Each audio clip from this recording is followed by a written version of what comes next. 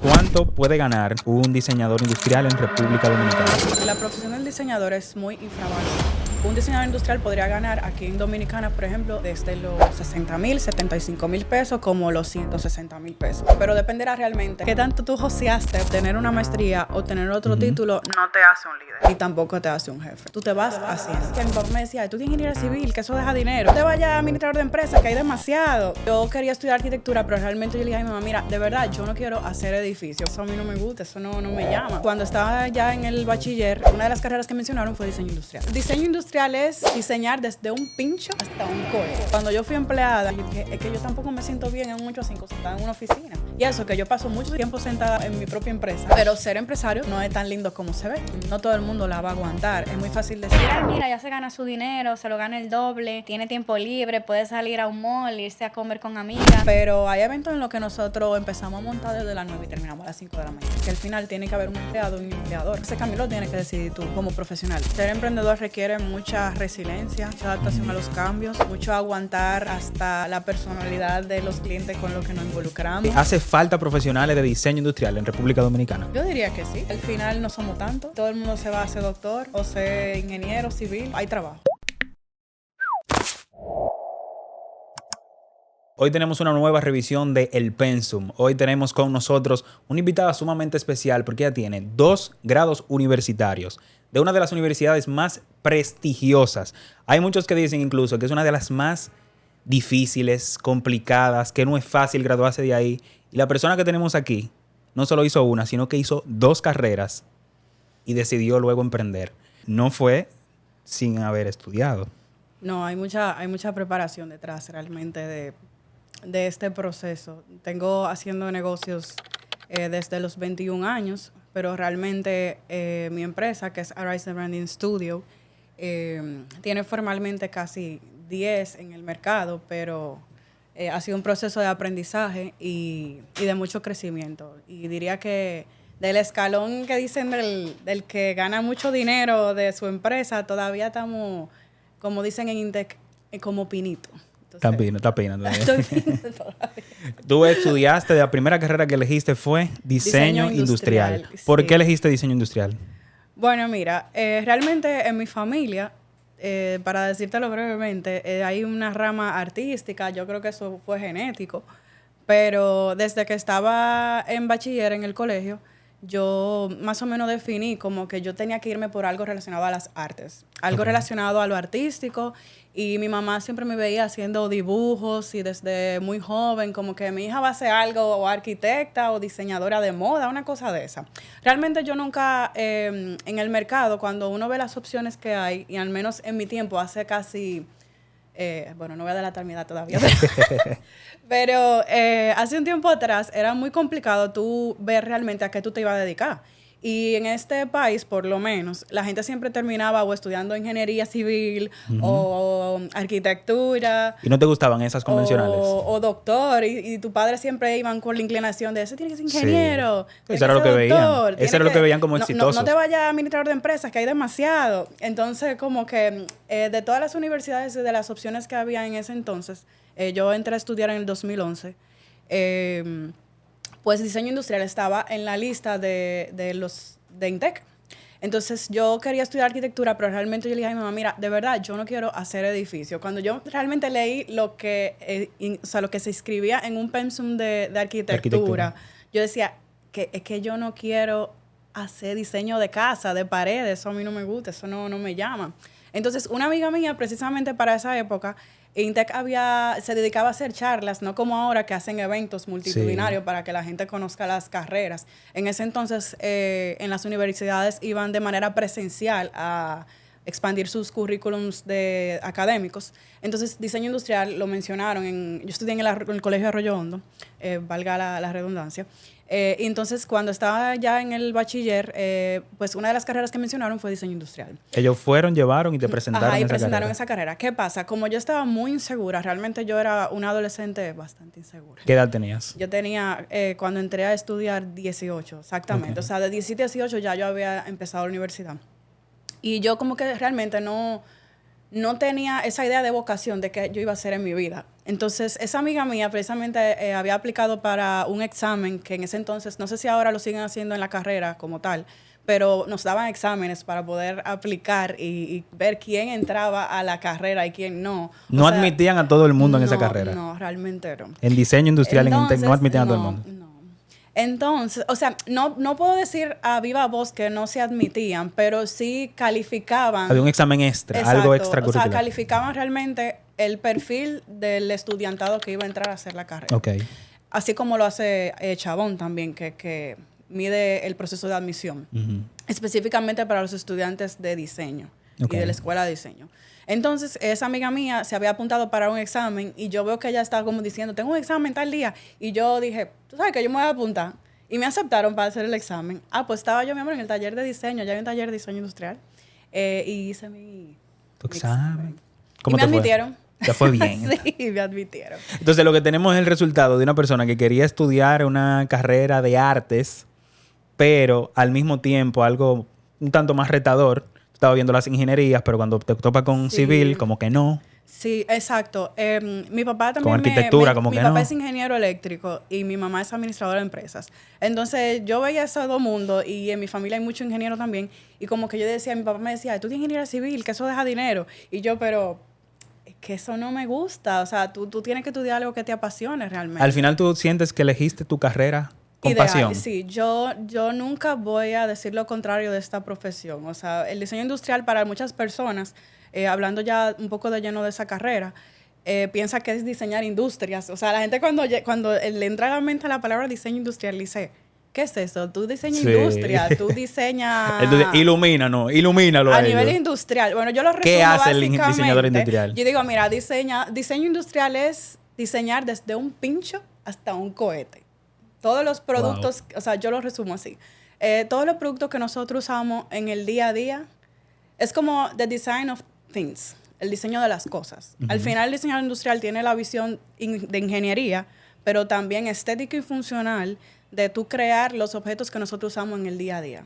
O sea, probablemente el zapato que tú te pones, aunque tú compres una marca, al final tú compraste un objeto. Y ese objeto, un equipo de personas que pensaron en ese diseño para que tú pudieras utilizarlo y no te duelan los pies. Hay cosas muy mal diseñadas que yo me quedo como que no pasó por ese filtro. No sé si... No, ahora, una cosa también. Que quizás no es tan profesional y no se dedicó a eso. Es alguien que se inventó una cosa y lo sacó a la luz. Sí, porque hay de todo en todas las carreras, en todas las profesiones. Sí. Y aunque también yo encuentro que ustedes tienen mucho tipo de análisis, a veces el diseñador industrial toma en cuenta cosas muy específicas. A veces hay un contexto cultural, ¿verdad? Hay un contexto histórico, para quién estoy diseñando, por qué estoy diseñando esto. Mira, la gente tiene el error de pensar de que el diseño tiene que ser bonito.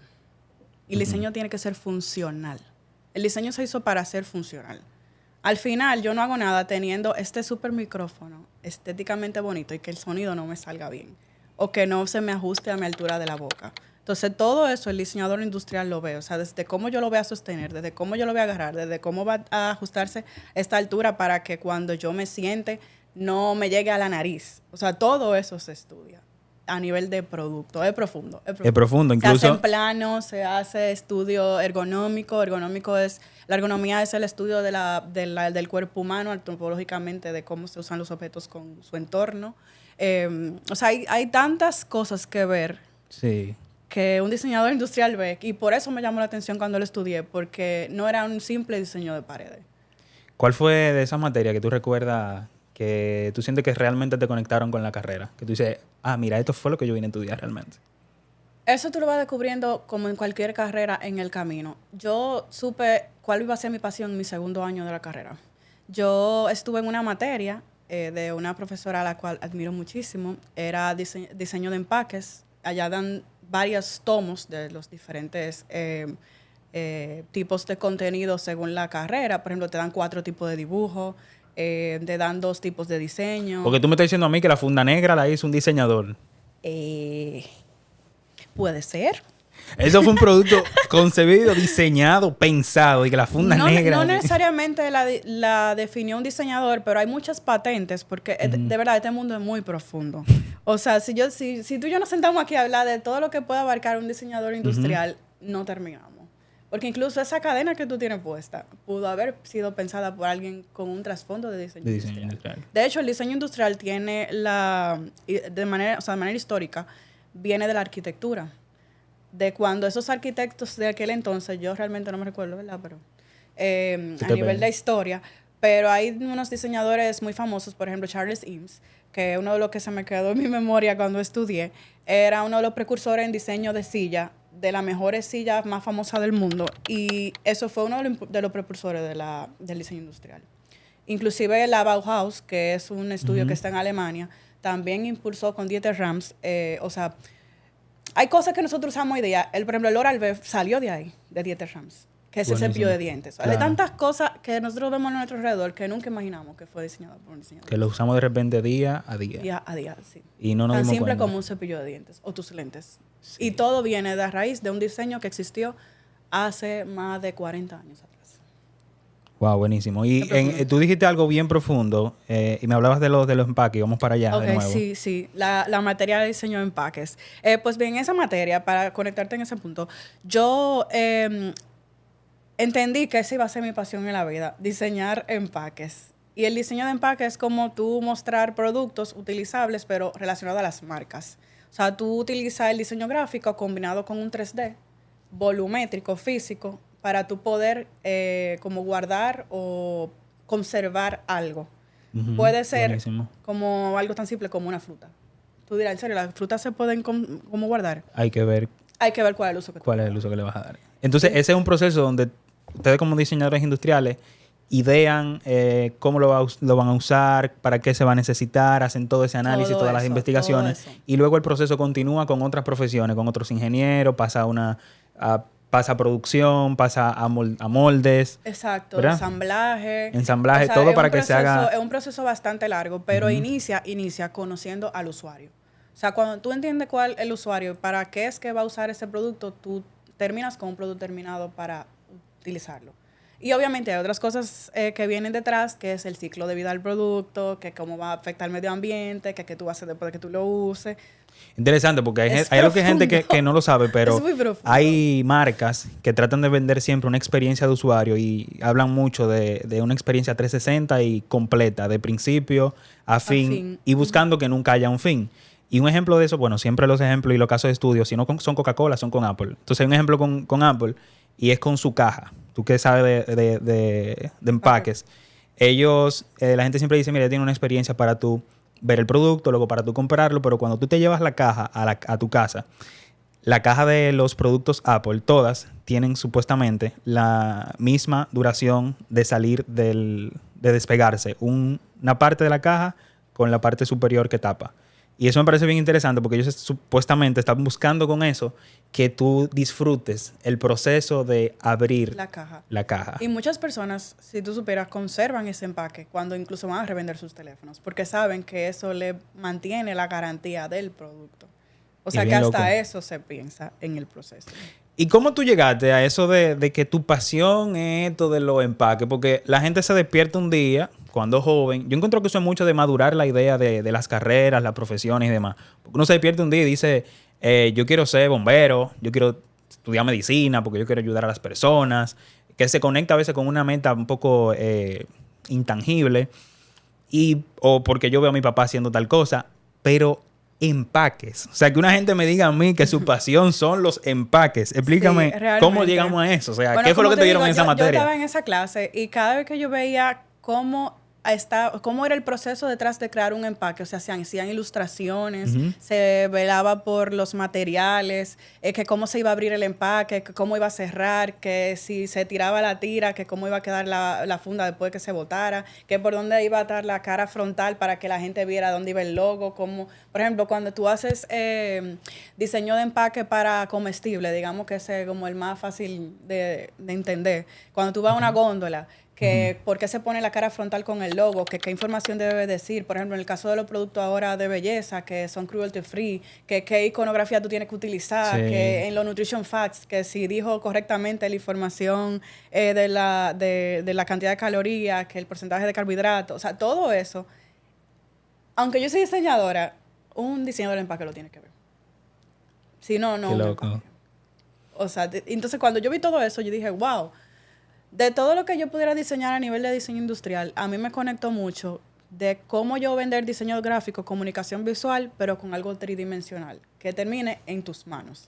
Algo Porque físico. quizás si yo me voy al plano de diseño industrial, pero para equipos médicos, por ejemplo, que hay muchos diseñadores industriales que se dedican a esa rama, eso es un producto que va a terminar en un hospital o en medio de una emergencia. Sin embargo, el mío termina en tu casa, o termina en tu baño, o termina en tu closet, o sea, me encanta porque tú puedes ver todas las aristas en las cuales esa persona va a topar ese producto. Y específicamente enfocado en branding, en las marcas, que es otra de las cosas que nosotros hacemos en la agencia. Ustedes son completicas. Sí, nosotros, o sea, se llama Arise The Branding Studio, pero ahora se llama Arise TBS. Significa resurgir en inglés. Y le puse ese nombre porque tengo una historia de que cuando yo salí de la universidad, a mí me gustaba, ese proyecto inició de cuando yo era empleada, porque yo también fui empleada, y me gustaba mucho el tema soy muy fan de los amaneceres y los atardeceres. Entonces, los amaneceres y los atardeceres son rojizos, son naranjas, siempre cambian. Entonces, en ese caminar, yo estaba buscando una palabra que identificara realmente a nivel de branding de marcas, cómo la marca evoluciona. Entonces, cuando yo como que conecté el atardecer con el amanecer, los rojizos, los naranjas, de hecho, ustedes buscan el logo de Arise y se darán cuenta de que tiene unos colores cálidos, vibrantes, rojizo, naranjado, rosado. Y es por esa misma inspiración conceptual de los atardeceres y los amaneceres. Entonces, tenemos una filosofía que es CTRE, crea, transforma, renace, experimenta, que es específicamente la filosofía que nosotros tratamos de implementar en la mayoría de los proyectos que hacemos. Y es por eso mismo de que las marcas evolucionan, no se quedan estáticas. De hecho, ustedes ven constantemente que hay marcas que hacen rebranding, marcas que empezaron de una forma. A todo el mundo le llega Coca-Cola a la mente, pero si ustedes se dan cuenta, Coca-Cola no es igual que cuando empezó la primera vez. Sí. Entonces, ese mundo tan profundo de esa conexión con el usuario, pero con la marca, pero con la experiencia, es lo que me llevó a mí a poder tener mi compañía. O sea, de yo querer brindarle eso al mundo desde una perspectiva que en Dominicana no se veía. Porque aquí la mayoría de las agencias, y lo digo a viva voz, tienen un enfoque muy publicitario. Entonces, yo quería darle un enfoque de la marca. De hecho, nosotros nos enfocamos, obviamente, en lo que el mercado nos dicta. O sea, hacemos trabajo publicitario, pero con un enfoque de desarrollo de marca. Tú en esa agencia, antes de entrar a esa agencia, tuviste una experiencia, menos que varias, como empleada, como tu 8 a 5 y demás. A mí me parece algo muy interesante y es que fundas tu empresa bien jovencita, porque tú me dices que tienes 10 años de experiencia, tienes una empresa que no es nueva, ¿verdad? 5 años. O sea, tenemos 10 años en el mercado, pero 3 funcionando formalmente ante la DGI. Ya. Pero, porque venía de otra cuando estaba casado. Esa agencia, antes de llegar ahí, tuviste esa experiencia laboral, me contabas, vienes de INTEC, una universidad que tiene un formato un tanto peculiar en este método trimestral, ¿verdad? ¿Qué te pareció esa metodología? ¿Qué tú crees? O sea, hay otras universidades donde puedes trabajar y estudiar al mismo tiempo. ¿A ti te tocó estudiar completamente tu carrera, luego trabajar? ¿Cómo fue esa experiencia? Ok, mira, en mi caso, gracias a Dios, digo gracias a Dios porque es lo que me tocó y pude hacerlo así. Mi mamá me ayudó mucho y mis padres en el proceso de estudiar solamente en mi primera profesión. Y en ese entonces yo me pude dedicar completamente a desarrollarme profesionalmente como diseñador industrial y que después que me gradué, pues entonces me inserté inmediatamente en el mercado laboral. De hecho, yo soñé con entrar en mi primer trabajo, fue Smurfit Kappa, una cartonera que está en Villas Agrícolas, que es de Irlanda y tiene sede aquí. Y cuando la adquirieron, yo participé para emplearme y yo fui una de las elegidas. ¿Qué puesto tenías ahí? Yo era diseñadora estructural de empaque de cartón corrugado específicamente. ¿Ese fue tu primer empleo? Recién saliendo de la universidad. Igual antes había hecho una pasantía en Molinos Modernos, también en el área de empaques. Nosotros rediseñamos con otra compañera. Rediseñamos el área de empaque de los coditos, de la funda de codito. Y ese fue como mi primer proyecto del contacto con lo que yo estudié. Y para mí eso fue súper retador. Pero luego yo duré muy poco ahí porque quería como que seguir expandiéndome profesionalmente. Y mi segundo y último trabajo formal fue como gerente de mercadeo en la cadena Barceló Hotel Group. Fuiste calando y fuiste creciendo. ¿Cuánto, Mariela, cuánto puede ganar un diseñador industrial en República Dominicana, recién saliendo de la universidad? Mira, yo te voy a ser honesta. En este país hay que hacer una revisión salarial en general de todo. Pero en el caso de nosotros, los diseñadores, la profesión del diseñador es muy infravalorada. O sea, Sí, sí lo es. incluso Sí. del diseñador Incluso industrial. el del diseñador industrial. Pero yo entiendo que dependiendo de la rama que el profesional decida irse, pues tiene obviamente mucha más oportunidad de ganar. Un diseñador industrial podría ganar aquí en Dominicana, por ejemplo, desde los 60,000, 75,000 pesos como los 160,000 pesos. Pero dependerá realmente qué tanto tú, José, como decimos los intexianos, qué tanto tú joseaste para tú poder, a nivel de formación y posición, pues tener una posición en la que tú puedas ganar, por ejemplo, los 160,000. Pero normalmente los que ganan en esa posición son gente que han decidido especializarse en algo. ¿Y cuáles son las diferentes como áreas, aristas, especialidades que puede tener un diseñador industrial? Me mencionas una, que es esa en la que estás, de Bueno, por empaques. ejemplo, la de empaque, un diseñador industrial podría fácilmente ser ingeniero de empaques. Es una persona que vela por esa parte de diseño estructural, la parte de funcionalidad estética del producto, determinación, nivel de ensamblaje, todo esto. Pero también puede ser una persona que se fue por la rama del diseño automotriz. No sé si conocen a Fernelli Lebrán, mi amigo. Duro, Fernelli. Se fue por la rama del diseño automotriz. También conozco colegas, no directamente, pero que estudiaron conmigo, que estudiaron en INTEC, que se fueron por la rama del diseño de botes, de navío.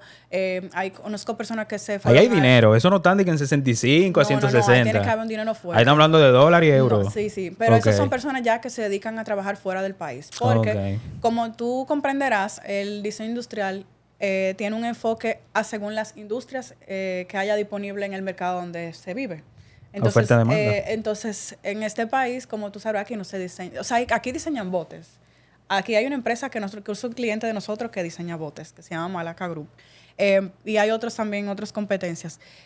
Pero así como tal, yo entiendo que últimamente se están insertando mucho más profesionales industrial en otras ramas porque se está expandiendo la oferta de lo que se puede producir desde Dominicana. Okay. Entonces, la rama del diseño industrial es infinita realmente. O sea, el diseño de moda puede incluirse también dentro de la categoría. Podemos verlo en diseño de moda, podemos verlo en diseño de empaque. Todo lo que tú puedas usar en esta tierra.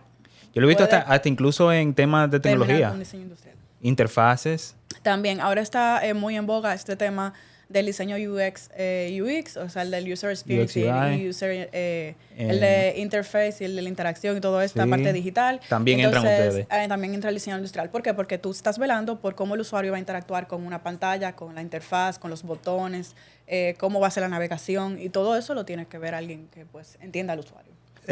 Luego de haber trabajado en esa área, es que decides formalizar y crear y fundar tu propia empresa.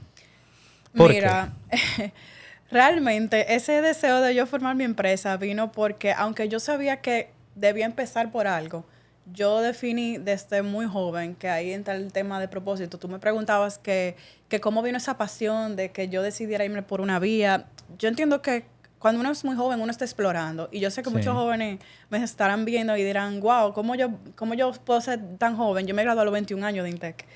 O sea, yo hice mi carrera quick. Huyendo. Con el tiempo que da INTEC. Y cuando tú no tienes muy definido realmente, tú andas brincando. Tú no sabes realmente en qué tú vas a terminar. Pero en mi caso, yo siempre fui muy decidida. O sea, yo siempre, desde que yo encontré mi pasión, yo dije, yo tengo que foguearme y yo voy a hacer lo más duro en eso que yo haga. Y desde esa fecha, yo dije, es que a mí me gusta el branding y yo no voy a hacer otra cosa. Entonces, cuando yo fui empleada en ese trayecto, yo dije, es que yo tampoco me siento bien en un 8 a 5 sentada en una oficina. Y eso, que yo paso mucho tiempo sentada como en mi propia empresa, pero no me quedo estática en un 8 a 5 porque realmente no me gusta ese sistema. Pero no podemos tampoco desligar lo que el sistema nos pone de que al final tiene que haber un empleado y un empleador. Pero al final ese camino lo tienes que decidir tú como profesional. Inclusive hay muchas personas, hay un vicepresidente de Nike, no me llega el nombre ahora reciente, pero pensé mucho en Musa en ese entonces, porque ese señor tenía 32 años en Nike y ahora lo hicieron CEO. No recuerdo el nombre ahora mismo. Te cuida. Pero esa persona tú dirás, o sea, tú pasaste la vida entera en Nike, ahora te hicieron sí o sí, pero él fue vicepresidente y tú buscas su pensum, su resumen en LinkedIn y tú te das cuenta que ese señor pasó como por más de 10 departamentos, pero lo hicieron CEO. Y eso es una historia como Sí, de cool crecimiento. de tú leerla y verla. O sea, no necesariamente tenemos que ser empresarios o emprendedores. También hay una vida siendo empleado. Sí. Lo que pasa es que tú tienes que entender en qué posición tú quieres desenvolverte en la vida Claro. y qué tú quieres sacar de eso. Hay opciones de todo para todos. Pero ser empresario también tiene su upside down. O sea, no es tan lindo como se ve. A mí me gusta mi sistema que yo llevo y esa libertad que te da ser empresario, pero es porque yo lo decidí, porque no me gustaba el 8 a 5. Pero ¿A qué también, hora, a qué edad decides irte y independizarte con Arise?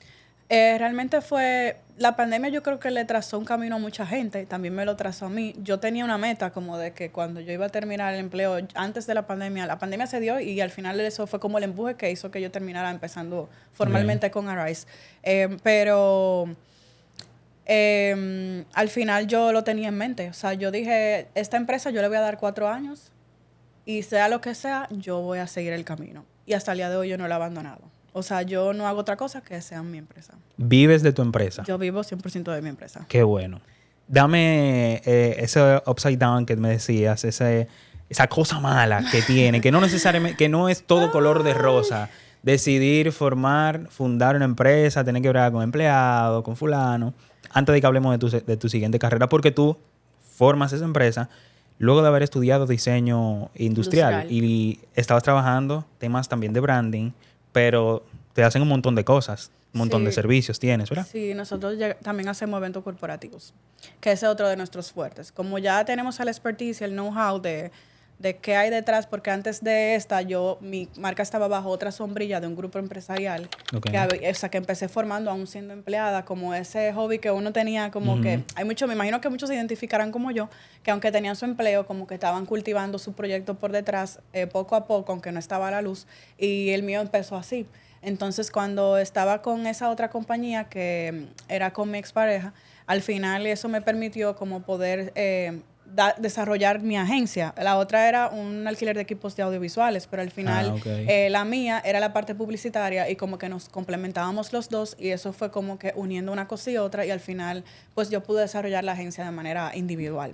Entonces cuando yo desarrollo la agencia de manera individual yo decía, es que yo no quiero tampoco la típica agencia dominicana publicitaria que lo que hace es flyers, que una campaña digital, que una campaña con los medios para producir a tal marca. O sea, yo realmente no quería quedarme con eso. Y pues con el expertise de diseño industrial y esa parte tridimensional del usuario, del producto. Esa experiencia. Al final yo quise crear algo que vendía algo diferente. O sea, en una agencia donde tú puedes encontrar ese cuidado y atención al detalle para tú poder desarrollar un proyecto de marca.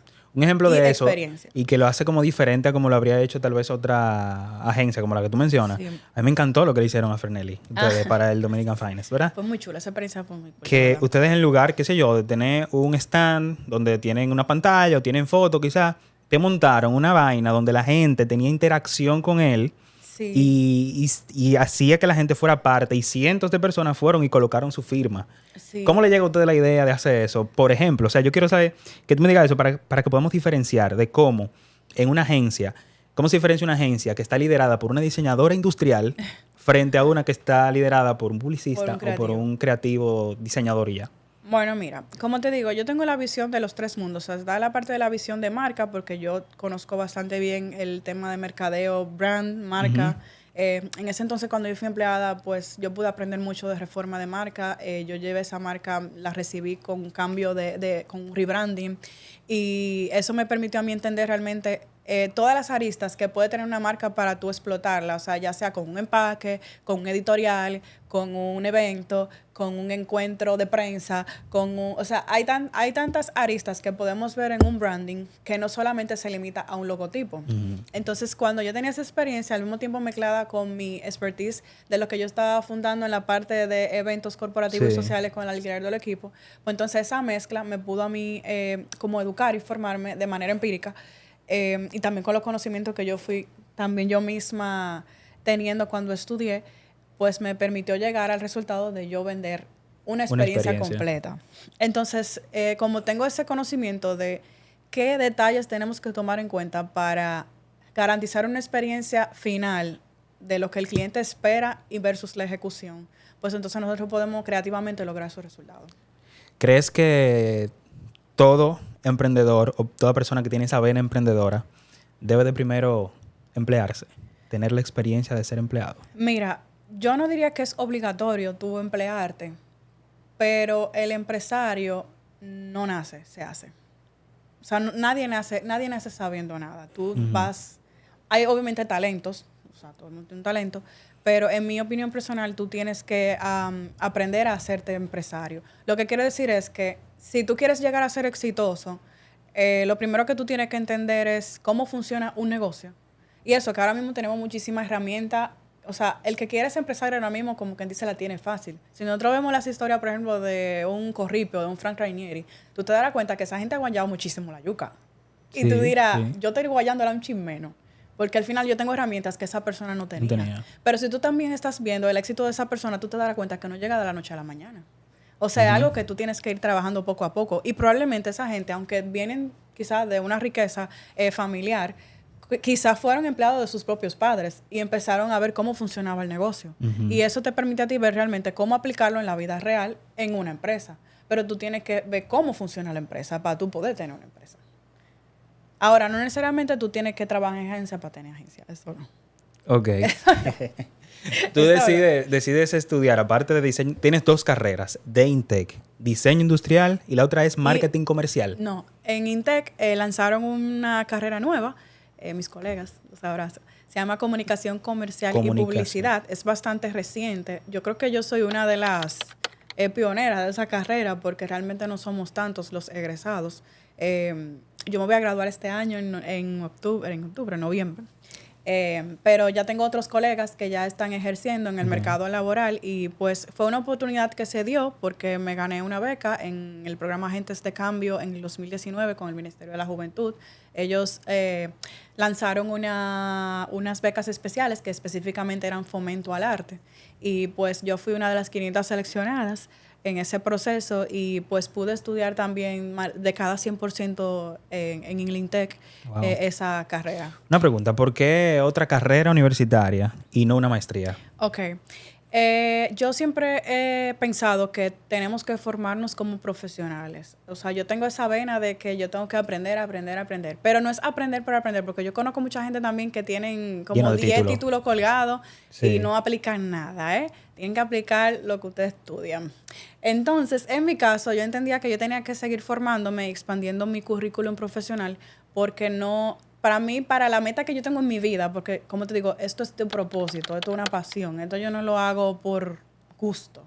O sea, sí cuesta, sacrificio, tiempo, familia, todo se sacrifica, pero al final yo lo hago por pasión. O sea, al final yo soy empresaria por pasión. Entonces, todo lo que yo he hecho desde que yo empecé a temprana edad, a los 21, ha sido para formarme para el propósito que yo tengo en mi vida, que es de ayudar a gente con mi negocio y de que vean el mundo desde el expertise profesional que yo tengo, de que no es tan cerrado y tan encajado como lo veíamos antes, de que es una persona que va a terminar en una industria. ¿Me entiendes? Entonces, o en una fábrica. Entonces, en ese entonces yo me puse a ver opciones porque incluso tengo un hijo de 6 años, soy mamá, y yo quería ver qué cosas, siendo madre, yo podría hacer porque en el tiempo en el que me embaracé, yo no podía ya hacer una maestría fuera del país como mis otros colegas, porque yo fui mamá a los 24 años. Entonces, en ese trajín y en ese momento, costear una maestría realmente es, después de que tú terminas de estudiar, si no es porque tu padre te la pagan, costeada por ti mismo, tú tienes que o estar trabajando para costearla, y eso también es parte de un presupuesto. No, mucha gente que se la paga la empresa, entonces en tu caso tu empresa es tuya. Entonces, como me convertí en mamá, yo quería encontrar otra opción con la que yo pudiera complementar y expandir mi currículum profesional. Y como yo soy muy de idiosincrasia, Dios siempre está conmigo, Dios me puso esas becas ahí en ese programa. Eso nunca lo han vuelto a lanzar en el gobierno. Lanzan todos los programas de becas de la MESI, pero esa nunca la han vuelto a lanzar. Y específicamente, pues se me presentó esa oportunidad y yo dije, ok, ok, de estas opciones que vean aquí, realmente era para Chabón que yo iba, pero los planes de Dios hubieron unos cambios.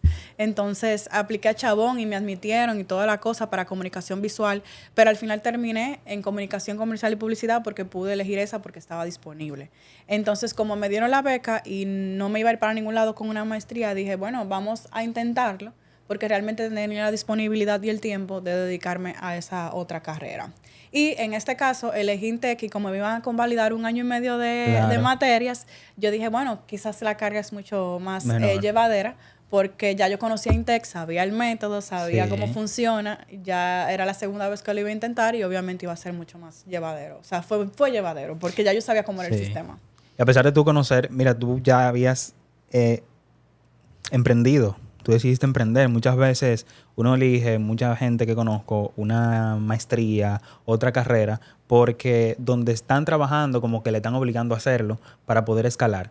En tu caso, digamos, o sea, como que ni siquiera tenías esa necesidad. Esa no la tenías. Esa de que un gerente te está pidiendo que estudies otra carrera para poder subirte de puesto. Sino que tú misma decides que tienes que seguirte formando y seguirte capacitando. ¿Tú crees que el éxito de un negocio es directamente proporcional a la formación y capacitación que tienen sus líderes? En tu caso, su CEO, su dueño, su owner, su creador, fundador. Más que la formación, es las aptitudes y habilidades de la persona, de liderazgo. Pero ese liderazgo lo podía conseguir de otra forma porque tú decidiste hacer otra carrera, como quieras. Sí, pero no, o sea, hacer una segunda carrera o a tener una maestría o tener otro título no te hace un líder, ni tampoco te hace un jefe. Buenísimo, diste en el clavo. Me la dejaste caer. Realmente no, pero es algo que tú vas, como lo dije anteriormente, tú te vas haciendo. O sea, tú vas a lidiar con personas, tú vas a lidiar con clientes. Y para tú poder llegar a ciertas posiciones de éxito en la vida, tú tienes que entender cómo funcionan las cosas. Y son cosas que tú vas a ir aprendiendo y tú entiendes cómo funcionan. Cómo cómo tú, por ejemplo, hablar ciertos temas, cómo tú lidiar en medio de una operatividad, cómo tú no faltarle respeto al compañero, cómo tú hasta velar por algo, un suceso que le pasó a tu equipo o algo que pasó con el cliente. O sea, todo eso un CEO lo tiene que ver incluso desde lo interno para que salga a lo externo. O sea, el reflejo de lo que nosotros vemos de la compañía tiene mucho que ver con su cabeza. Sí, y si la cabeza no está bien, para todo en la vida nada está bien.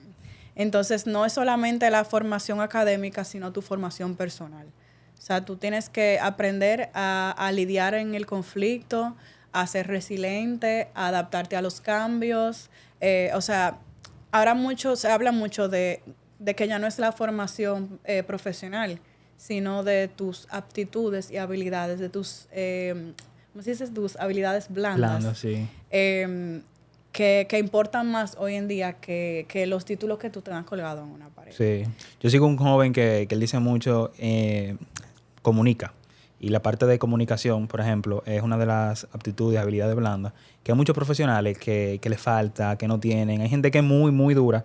Y de repente no te sabe presentar un informe de resultados de algo que hizo. Sabe ponerlo en un Excel, en un BI, hacerte un tablero súper chulo, pero si lo pones en una pantalla, presentártelo, decirle que se lo resuma, tal vez no te lo dice. Y ese pana dice que en igualdad de condiciones, el que sabe comunicar gana. Claro. Tú pones dos gente que tienen con la misma presentación y uno tiene más conocimiento que otro, pero el que sabe vender tiene la de ganar. Y también hay que romper esa mentalidad de que yo me merezco las cosas. O sea, yo me merezco que me suban el sueldo. Yo me merezco que me den mi día libre. Yo me merezco, sí, pero ¿qué tú estás haciendo? Para que te den todo eso que tú te estás diciendo. A veces quieren satanizar mucho al empresario o al empleador, pero tú como empleado, tú te has puesto a ver qué tú estás haciendo para escalar. Sí. Tú estás viendo qué tú estás haciendo para ser un profesional distinto. ¿Qué estás aportando? Tú estás viendo realmente qué tú estás sacrificando. Obvio, espérate, hay que decir una cosa. No todas las empresas tienen líderes buenos, que no son líderes al final, son jefes. Hay una diferencia entre el líder y el jefe. El jefe es el que manda y el líder es el que crea una cultura en torno a sus colaboradores.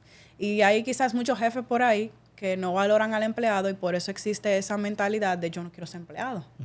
Porque queda ese dolor de a mí me explotan, a mí no me pagan, a mí no me dan esto, no me dan ese beneficio que yo quiero ver. Wow, buenísimo. ¿Tú crees que los mismos empresarios son los culpables de que los empleados no quieran ser empleados?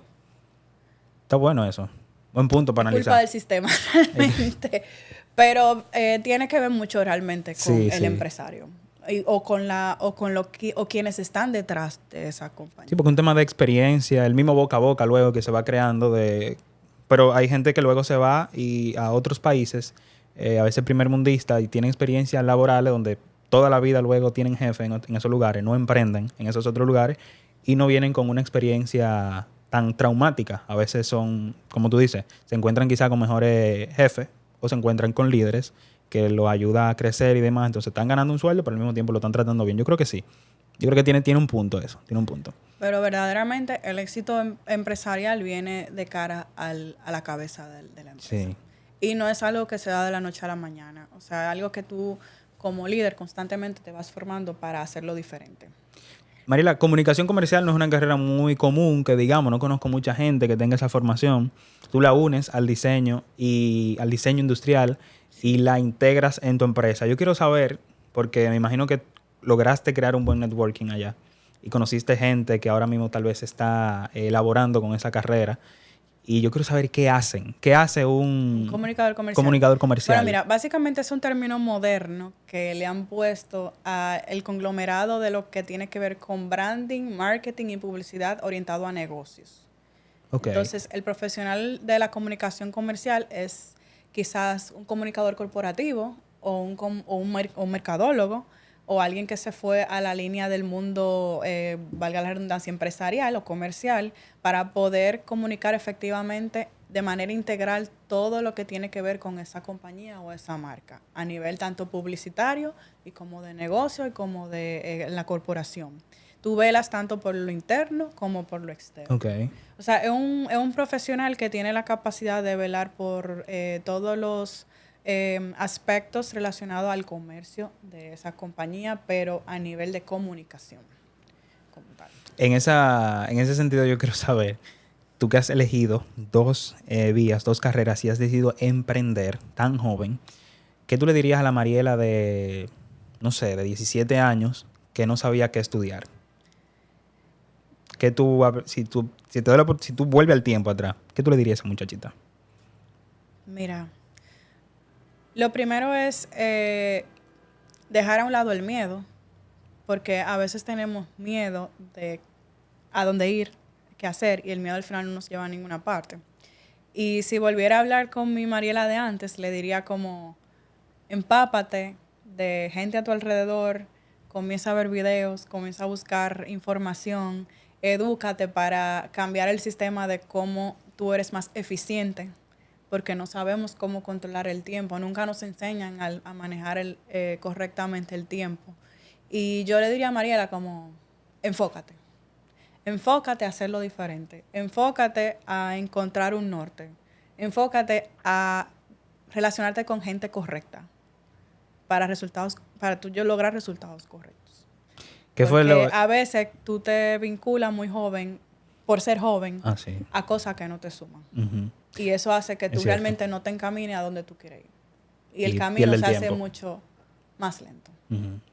En Intec, en la universidad, en tu época universitaria, ¿qué fue lo que tú me recuerdas, lo que te habría gustado prestarle más atención? Eso que tú dices, ok, esto fue lo que yo más provecho le saqué o debí de sacarle más provecho en mi tiempo en la universidad. Si tú supieras, yo pienso que a diferencia de ahora y en mi experiencia vinculada con estudiantes menores que yo, porque a todos yo les llevo casi 10 años. Niña. Sí, es una realidad. En mi tiempo, lo que yo más disfrutaba, yo creo que era las relaciones con mis colegas. O sea, antes no existía esta tecnología de estar todo el tiempo en un teléfono, de resolver con ChatGPT. Uh-huh. O sea, mi generación fue la de hacer exámenes a mano. De entregar 5 páginas escritas en lápiz, o sea, de hacer dibujos 100% a mano. Y yo creo que en ese tiempo había mucha más integración como entre con el como profesionales. O sea, tú Ok. incluso te mezclabas con otros estudiantes de otras carreras, en el caso mío con mecatrónico, con civil, y tú como que tenías la posibilidad de tú explorar hasta las áreas de los otros, Sí. porque todo ocurría de manera tan natural que ahora mismo la gente lo resuelve con la inteligencia artificial y se rompe esa barrera de esa conexión, de explorar otras facetas en lo análogo, Sí, es que cierto. ahora lo digital no te da. ¿Tú entiendes que hace falta profesionales de diseño industrial en República Dominicana? Yo diría que sí. O sea, al final no somos tantos y todo el mundo se va a ser doctor o ser ingeniero civil para construir casa. Estamos O en lo sea, mismo. que yo entiendo que hay una generación que está subiendo, que está prefiriendo esa profesión porque hay trabajo. O sea, Sí. incluso hay muchos colegas que conozco que se están yendo por el área de la investigación, de mercadeo, porque, como te digo, el diseñador industrial no es el que solamente diseña un producto, sino el que se enfoca en la persona para tener una vida mejor. O sea, al final Y es el objetivo del diseñador industrial. Nosotros creamos productos para hacer la vida más fácil. Básicamente. ¿a qué jóvenes? El joven que te está viendo ahora mismo, que está en el colegio, que está de bachiller y está buscando qué estudiar y como que medio le gusta la parte de artes y no se decide. Yo quiero que tú le aconsejes a alguien. ¿Qué tú le dices? ¿A quién tú le recomiendas esa carrera? Mira, si tú haces esto, esto y esto, tal vez diseño industrial es la carrera ideal para ti. Si tú eres del que a ti te gusta llevar la contraria, de hacer algo diferente, de salir de la caja, de salir del molde, esa carrera es para ti. Esa es la tuya. Esa es la tuya. Porque en esta carrera tú no vas a hacer... Ojo, espérate. Hay un tema de que la gente dice por ahí que no son creativos. Sí. Esa No, que yo no palabra soy tan creativo. a mí me molesta. Me molesta No, que cuando yo no la sé gente dibujar. dice que yo no soy creativo. Usted es creativo en todas las áreas en las que usted se desenvuelva. Ahora, la creatividad hay que cultivarla. Lo que pasa es que nosotros es tan básico como despertarte toda la mañana y coger el mismo cepillo de dientes y cepillarte de la misma manera y vete en el espejo y decir, ya me puse la ropa y salí por ahí. Porque todos los humanos, la mayoría, actúan por default. Pero ahora, si tú quieres aplicar la creatividad en tu vida, el diseño industrial es una de esas carreras que tú puedes tomar. Porque tiene, no quiero decir 800,000 aristas diferentes por las cuales tú desarrollaste, pero tú te la pasas solucionando problemas, básicamente. Eso también Buenísimo. pasa en muchísimas carreras. Y en todas las carreras solucionamos problemas, pero solucionamos en diseño industrial de manera creativa. Como madre, empresaria joven, has dirigido equipo me dijiste que hasta 22 personas para montar un evento. Sí, uno de los eventos más retadores que hemos tenido en la agencia ha sido para 700 personas. Fue David Collado, en ese entonces fue en el 2023.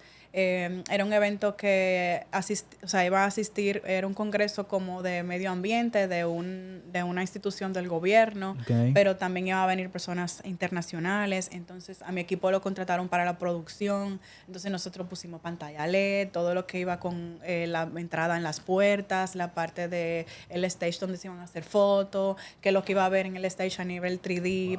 Todo completo. O sea, fue una experiencia muy cool. Fue 4 días en Punta Cana. El equipo entero se trasladó allá desde el día 1 hasta el último día. O sea, eso fue poniendo los equipos, que el tema de la logística. En un momento nos cambiaron una pantalla por la que una que necesitaba David Collado, me quitaron la mía. O sea, fue muy retador, pero al final fue muy bonito porque cuando tú haces las cosas con lógica y con sentido y con creatividad y tú ves el resultado de la gente disfrutando de eso, tú dices, lo logré.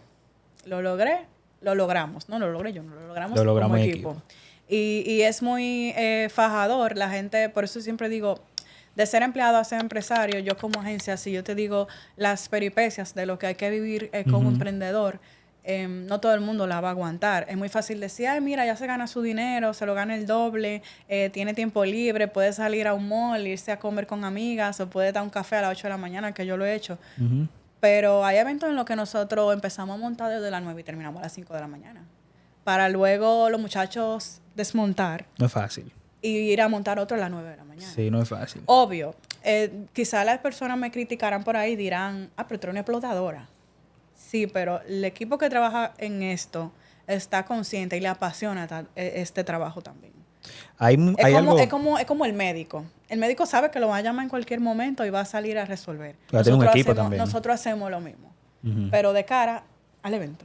Hay gente que te va a funar, producto. te va a decir, no, porque el que emprende también, el que se vuelve empresario, tiene que saber administrar su tiempo, qué sé yo, que incluso fue una de las formas por la que estamos sentados aquí hoy, que fue ese corte hablando con Juan Roberto Musa de Global, que él estaba conversando que emprender no es tan bonito, que eso no es para todo el mundo, que valoren su trabajo, dejándote saber como que el que no valora un buen trabajo, tal vez tampoco va a aguantar y va a valorar un emprendimiento con todo lo que conlleva, como tú nos comentas. Y así fue como se dio esta conversación, porque sí, precisamente estamos compartiendo esa misma idea de que tal vez no es para todo el mundo, en verdad.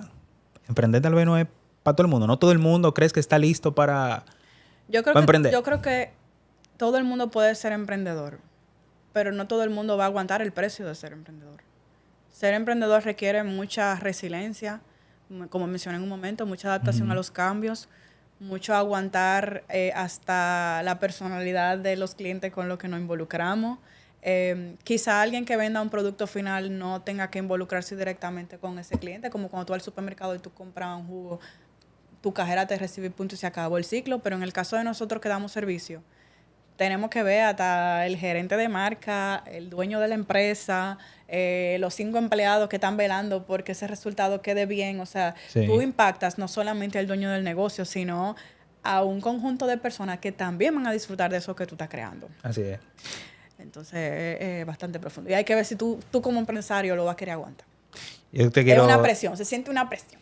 Quiero que dejemos en este episodio, para finalizar, el que llegue hasta aquí, escuche los 3 consejos más valiosos que podría darle Mariela como una emprendedora, empresaria, madre, egresada de una de las universidades más prestigiosas e innovadoras y complejas, de 2 carreras como diseño industrial y comunicación comercial, cosas bastante interesantes. Entonces, con todo ese background que nos comenta, con toda esa experiencia, con todos esos eventos, líder de equipos enormes, ¿cuáles son los 3 consejos que debería de escuchar cualquier joven que nos está viendo, que por lo general son jóvenes preuniversitarios y estudiantes universitarios y muy probablemente uno que otro emprendedor o que esté pensando en emprender? 3 solamente. 3 solamente. Dame 3, lo más fuerte. Ok, mira. Lo primero es usted tener propósito. Yo siempre digo ese consejo en donde quiera que voy, hasta cuando me invitan como speaker a eventos. O sea, siempre digo, usted tiene que tener propósito en la vida. ¿Por qué? Porque el propósito es lo único que te va a poder dar la luz y el camino a lo que tú te puedes desarrollar como persona en el mundo, en tu vida. Si tú no sabes para dónde tú vas, ya tú llegaste. O sea, tienes que tener propósito. Número 2, no te descuides a ti personalmente. Vela por tu bienestar integral, aún como joven. Mencionaba el tema de mira con quiénes te rodea, mira qué tú escuchas, qué tú lees. Lee. La gente cree que leer es un pesar, pero yo creo que lo que me ha llevado a mí también a estar aquí es porque yo leo mucho de muchos temas. No necesariamente es relacionado a lo que tú haces, sino de otras áreas. O sea, aprende de cosas que no necesariamente son de tu rubro profesional. Y obviamente, como dije, cultívate a ti mismo y tu bienestar, tu mente. Si tienes que ir al psicólogo, al psicólogo. Si tienes que buscar ayuda, busca ayuda. Nunca te quedes solo con algo, porque te vas a frustrar y te vas a hundir. No lo sufras solo. Sí. Y número 3, al menos en mi caso como madre, y también en mi experiencia haciendo negocio, clientes, etcétera, siempre hay que buscar el equilibrio. El equilibrio de que las cosas suceden, pero no te machaquen. De que no se descuide la familia, de que no se descuida tu vida, tu alrededor, sino de que todo vaya en un mismo canal y en un mismo balance. Que va a ser difícil porque cuando el que mucho abarca poco aprieta, sí. Hay una cosa que se va a herir o va a sufrir más que otra. Pero si tú estás tratando de crear algo y de subir, lo importante es buscar el balance. Buenísimo. Siempre buscar el balance. Muchas gracias por el consejo. Tú decías que lees, la pregunta no iba, pero ya dame 1 o 2 recomendaciones de libros para los jóvenes, para los muchachos, para el que quiere emprender. Y si está relacionado con el diseño, mejor. Ay, mi madre. ¿Te llega alguno a la mente? Yo tengo un problema. Que ¿No te yo no me acuerdas los aprendo títulos? los títulos de los libros. Me pasa con la película. Pero, algo que sí me marca en mi corazón y que siempre lo llevo y siempre lo recomiendo, mi gurú de branding y marketing se llama Chris Du de The Future, lo pueden buscar en YouTube, en Bien. Instagram, y para mí ese ha sido mi máster a nivel empresarial y de branding. Es un profesional estadounidense. Y él te guía mucho si tú quieres vivir del diseño, o sea, Buenísimo. como del mundo del diseño, como negocio, como profesional. Buenísimo. No desde la perspectiva de diseñador, sino como negociante. Ok. Y entonces esa persona yo la adoro. Y también está Gary Vee, que es de nuestra generación, es como un Vilma Núñez, pero también extranjero. También Vilma Núñez la veo mucho a nivel de marketing. Y en el caso de Gary Vee, él te enseña mucho también el tema de cómo tú lidiar como persona en el mundo de los negocios. Bien. No tanto del punto de vista marketing. Yo creo que hemos aprovechado mucho este conversatorio, esta conversación, de este episodio, de esta revisión doble, porque hablamos de 2 carreras y hablamos de emprendimiento. Y ha sido para mí un placer, un honor tenerte por Gracias, acá. Albert, a ti. A la gente que te sigue en tus redes, que la va a ver debajo en el video. Y esperamos volverte a ver pronto. Síganos a rise.do. Ahí la tienen. Esto ha sido una revisión del Pensum.